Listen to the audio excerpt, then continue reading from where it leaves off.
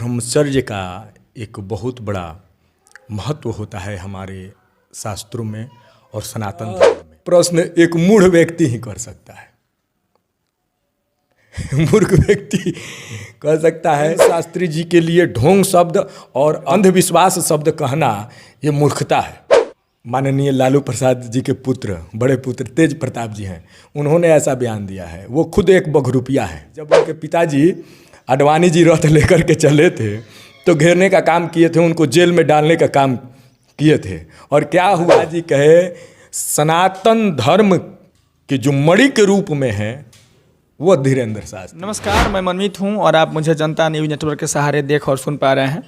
बघेजी पंचायत के अंतर्गत रामपुर में एक यज्ञ चल रहा था। उस यज्ञ में कैमरे में दिख रहे रजनीश शरण दास जी महाराज कथावाचक थे और इनका आज अयोध्या जाने का समय है। आज यह अयोध्या निकल जाएंगे, वह यज्ञ समापन हो गया है। तो हम इनसे पहुंचे हैं धीरेन्द्र शास्त्री को लेकर के तमाम बातचीत करने के लिए, चूँकि धीरेन्द्र शास्त्री का पटना में 13 मई के आसपास से कोई कार्यक्रम था और उनके कार्यक्रम को लेकर के जो नेता तेज प्रताप यादव हैं, लालू यादव के परिवार से संबंध रखते हैं, उन्होंने उनके कार्यक्रम को नहीं होने देने का, रद्द कर देने का और एयरपोर्ट पर घेरवा लेने जैसी बातें कही है।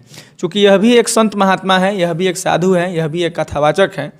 तो हम पहुँचे हैं धीरेन्द्र शास्त्री को लेकर के यह तमाम बातचीत करने के लिए कि आखिर रजनीश शरण दास जी महाराज का धीरेन्द्र शास्त्री को लेकर के या फिर इनके साधु संत महकमा का क्या विचार है, आखिर ये लोग क्या सोचते हैं। और इनके परिचय में अगर मैं आपसे कहूँ तो अयोध्या में एक श्री राम रत्न सम्मान होता है, उस सम्मान से इसी 2023 में इनको सम्मानित किया गया है। बहरहाल हम तमाम बातचीत करने के लिए पहुँचे हैं इनसे। रजनीश शरण दास जी महाराज से हम बातचीत के कड़ी को शुरू करते हैं और मेरा पहला सवाल रहेगा स्वागत के साथ कि रजनीश शरण दास जी महाराज धीरेन्द्र के शास्त्री को जानते हैं कि नहीं? जी, अच्छी तरह से जानते हैं और हम ही नहीं जानते हैं, आपका पूरा भारत ही नहीं, पूरा विश्व श्री धीरेन्द्र शास्त्री जी को जानता है। धीरेन्द्र कृष्ण शास्त्री मतलब अपने मंचों पे जो दरबार लगाते हैं और मतलब जिस तरह का वो मतलब पर्चा लगाते हैं, लोगों के बारे में बताते हैं, लोगों के भविष्य के बारे में बताते हैं, आखिर मतलब किसके सहारे या फिर किसके प्रेरणा से या फिर उनके पीछे कौन ऐसा सटीक आदमी है जिसके बदौलत मतलब वो इस तरह के सटीक भविष्यवाणी करते रहते हैं? देखिए, आप भी जानते हैं कि ब्रह्मचर्य का एक बहुत बड़ा महत्व होता है हमारे शास्त्रों में और सनातन धर्म में।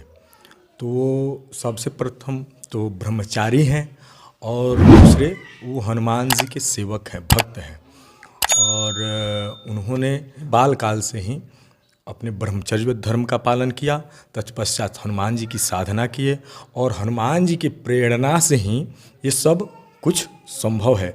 और उन्हीं की कृपा से वो हर बात में कहते हैं कि मैं कुछ नहीं हूँ, केवल हनुमान जी की कृपा से, हनुमान जी की प्रेरणा से मैं ये सब करता हूँ। ये जो जितने चमत्कार होते हैं वो हम नहीं करते हैं अपने ऊपर, वह थोड़ा सा ही ये नहीं लेना चाहते, उसका श्रेय हनुमान जी को देते हैं।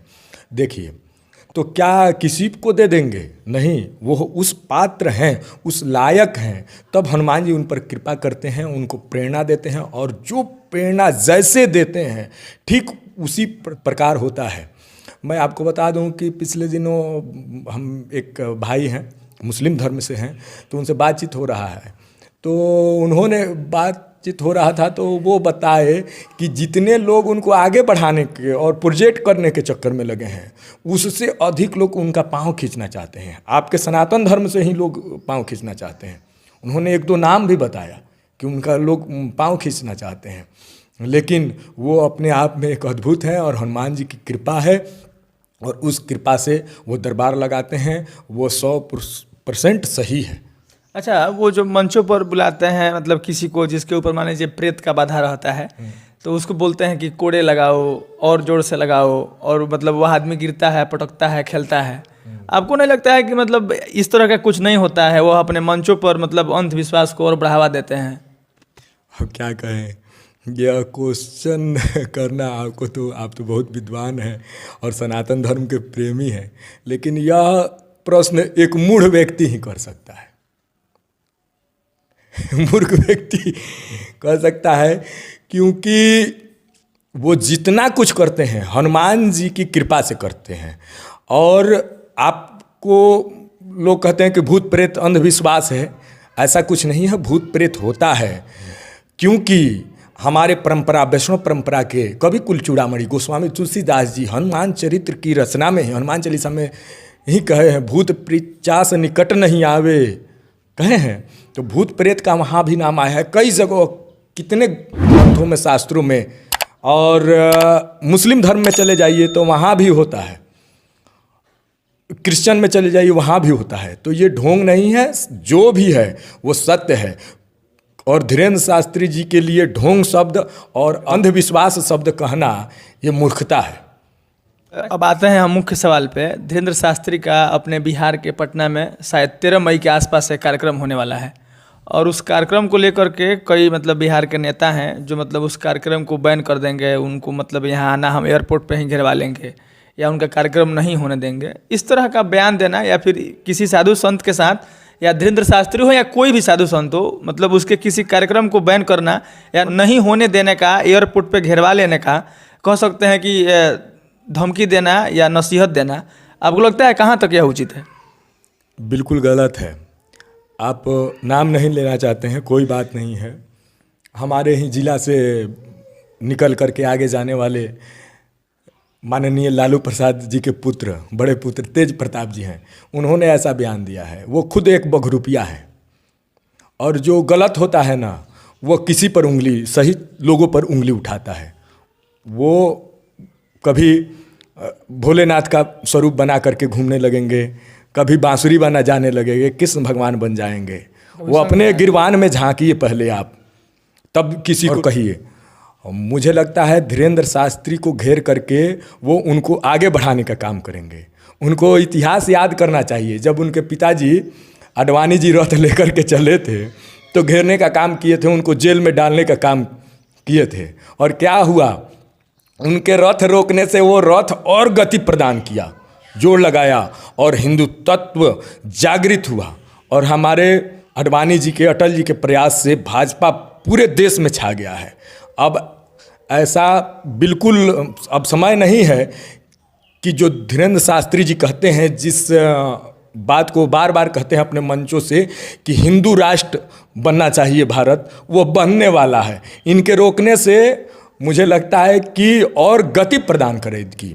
और मैं आपको बता दूं कि अगर ऐसा वो किए, उनको तो करना नहीं चाहिए, वो समझ जाएंगे अगर समझदार होंगे तो। अगर ऐसा किए, अगर रोके, तो पूरे भारत से नहीं, पूरे विश्व से सनातन धर्म के साधु संत पहुँचेंगे और पहुँच करके उनका मदद करेंगे धीरेन्द्र शास्त्री जी का, और उनका कार्यक्रम सफल होगा पटना में। अच्छा, जितने साधु संत लोग होते हैं, आपके बिरादरी के लोग, आपके समाज के लोग, वो लगभग भाजपा को समर्थन करते हुए, बोलने से हो, वोट करने से हो, आप लोग भाजपा का खुल के समर्थन करते हैं? ऐसा नहीं है। आप एक संत देख लेंगे, बहुत सारे संत लोग हैं, जगह जगह मिलेंगे, हर जगह अलग अलग संप्रदायों में। जैसे कि वहाँ एक हमारे यहाँ करतलिया बाबा हैं, वो मुलायम सिंह जी का सपोर्ट करते हैं। और एक है जो महात्मा जी, आप बराबर टीवी डिबेट में देखते होंगे, आचार्य प्रमोद कृष्णन जी, वो कांग्रेस के समर्थक हैं। तो सब लोग जिनको जहाँ अच्छा लगता है वहाँ हैं, लेकिन जो हिंदू तत्व के लिए जीता है, भाजपा का समर्थन नहीं करना है। जो हिंदू तत्व का बात करे, जो हिंदू धर्म को, सनातन धर्म को आगे ले जाए, सनातन संस्कृति को बढ़ाए, उसका समर्थन साधु संत करते हैं, उसी का समर्थन करते हैं। पार्टी पॉलिटिक्स के कोई मतलब नहीं? कोई मतलब नहीं। अच्छा, आप लोग वोट वगैरह करते हैं कि नहीं? आधार कार्ड, वोटर कार्ड? बिल्कुल बिल्कुल, साधु संत खुल के वोट करते हैं। हमारे सदगुरुदेव भगवान खुल करके प्रचार करते हैं, आप कई मंचों पर देखे होंगे, खुल करके समर्थन करते हैं। अभी हमारे आचार्य पीठ लक्ष्मण किला में एकनाथ शिंदे जी आए थे, ये आज मुख्यमंत्री हैं। तो कहने का मतलब है कि जो भी हिंदू तत्व का बात करेगा, सनातन धर्म के विचारधाराओं को लेकर के चलेगा, उसको साधु संत समर्थन करेगा। और जो पार्टी पॉलिटिक्स, हम ये नहीं कहते भाजपा, कांग्रेस, लालू जी, ये सनातन धर्म की बात करें, लालू जी के जो पुत्र रोकने का काम कर रहे हैं, ये मैं कह रहा हूँ कि ये अगर सनातन धर्म के लिए कुछ करें, मैं उनका खुल करके समर्थन करूंगा, मैं उनके प्रचार में घूमूंगा, लेकिन सनातन धर्म का बात तो करे। केवल टोपी लगा करके इफ्तार पार्टी करने से क्या काम चल जाएगा? आप सनातन के लिए सोचिए। एक छोटी सी वोट की राजनीति के लिए आप दूसरे के पीछे पड़े रहते हैं। आइए हमारे सनातन में देखिए, हम खुल करके सपोर्ट करेंगे। जब तक सनातन की बात हुई, लालू जी दिखावे के लिए ही जुड़े हुए थे, तब तक आप देखे होंगे सत्यदेव दास जी उनके साथ थे। लेकिन आज ये लोग प्योर अपने आप को मौलाना बन करके घूम रहे हैं। अब सदैव बाबा भी उनके पार्टी से निकल आए, चले गए, छोड़ दिए। क्यों चले आए? देखिए कि अब हमारा प्रतिष्ठा यहाँ बचने वाला नहीं है, आ गए भाजपा में। अब हम इस बातचीत के क्रम का अंतिम सवाल रहेगा कि आपके लक्ष्मण किला के आपके सदगुरु भगवान का मतलब धीरेन्द्र शास्त्री को लेकर के क्या विचार रहता है, और रजनीश शरण दास जी महाराज को भी धीरेन्द्र शास्त्री से मिले हैं कि नहीं? जी, हम तो धीरेन्द्र शास्त्री जी से नहीं मिल पाए। जब उनसे मिलने के लिए हमारे सदगुरुदेव भगवान जा रहे थे, हमारे गुरु भाई सूर्य प्रकाश शरण जी जा रहे थे, तो ऐसा था कि हम कथा में व्यस्त थे। पटना में सिद्धेश्वर धाम है, वहीं पर कथा कर रहे थे, हनुमान जी का ही धाम है, तो वहाँ कथा कह रहे थे। तो हमारे गुरुदेव भगवान, हमारे गुरु भाई मिले हैं, और आपने कहा कि आपके लक्ष्मण किला के किलाधीश जी महाराज, आपके सदगुरुदेव भगवान का क्या विचार है।